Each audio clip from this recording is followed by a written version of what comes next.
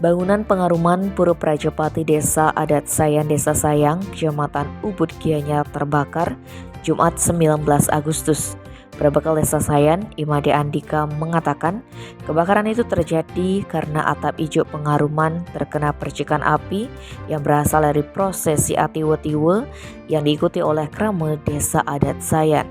Melihat kondisi tersebut, lanjutnya warga yang ada di lokasi langsung berupaya memadamkan api.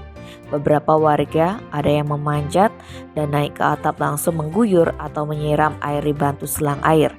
Tidak lebih dari 30 menit tim pemadam kebakaran Gianyar tiba di lokasi kejadian dan langsung melakukan upaya pemadaman. Namun dikhawatirkan api masih ada di dalam atap.